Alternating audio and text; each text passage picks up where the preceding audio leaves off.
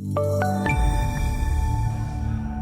Virginia McGathey on the floor at the CME Group, reporting on the grain market. Today, soybeans, they were a little bit of a mixed bag. The market started a little bit higher and really continuing our rally from Friday, but then really, started to slide some back. The technicals were just struggling to keep those prices higher, and the market really had a little bit of a turnaround.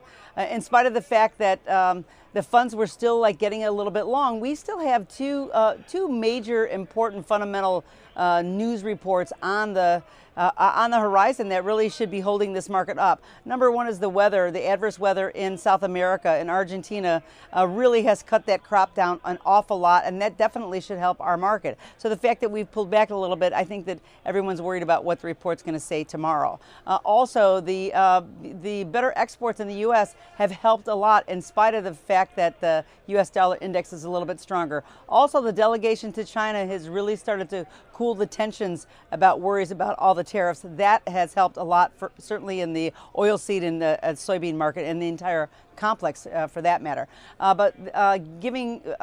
Saying that corn also is rising, I think that helps a lot that all the markets weren't lower. So corn and wheat were both higher.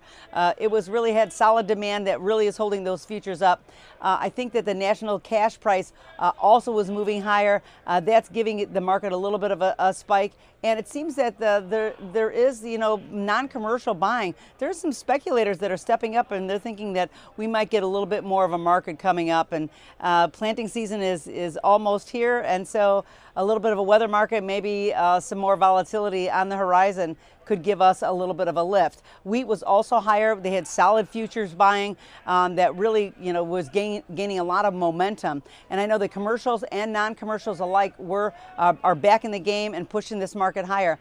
Wheat could be the one that's actually leading the charge here. As soon as we find out the numbers from the winter wheat crop, that will give us a lift, and there will be some overflow buying in the rest of the grains. So we're going to watch that closely. But right now, we've been always watching that the U.S. dollar index has been kind of strong. I had a conversation with Rick Santilli. He said that it seems that some of the old indicators are not really having the same effect on our markets anymore, and I think that that's absolutely true. And that even though the U.S. dollar index is up and hit 92 today, we still see that a lot of the grains are still very strong.